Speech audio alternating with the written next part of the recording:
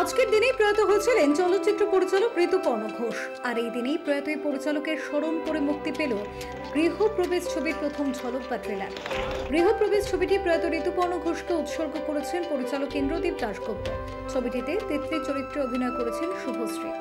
এদিনই ছবির ঝলক বা ট্রেলার মুক্তির অনুষ্ঠানে উপস্থিত ছিলেন বিশিষ্ট অভিনেতা প্রসেনজিৎ চট্টোপাধ্যায়, পরিচালক ঋতু কমাল, রুদ্রনীল ঘোষ, রাজ চক্রবর্তী সহ অন্যান্য বিশিষ্টজনেরা।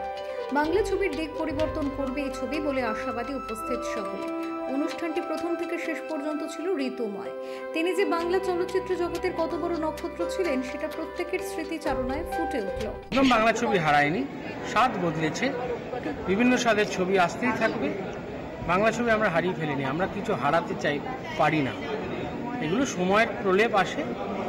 গৃহপ্রবেশ সেই প্রলেপের মধ্যে একটা সংযোজন।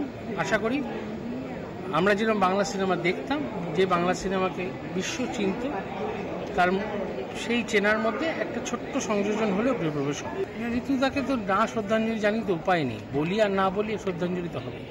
এই ঋতু আমি কথাটা বলি না, বাট হ্যাঁ মানে ঋতু এই দিনটা আমাদের ছেড়ে চলে গেছিলো। আজকে আমাদের ছেলে দেখলেই বোঝা যাচ্ছে তার শ্রদ্ধা জানিয়েছেন ইন্দ্রদীপ।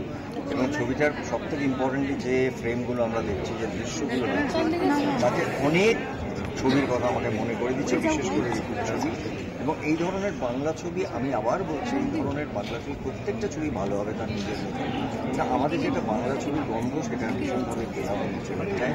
এটা এত সুন্দর লাগছে আমার, এবং এটা আমরা বুঝতেই পারছি যে এর মধ্যে অন্যরকম একটা গল্প আছে। Bureau report, channel 10।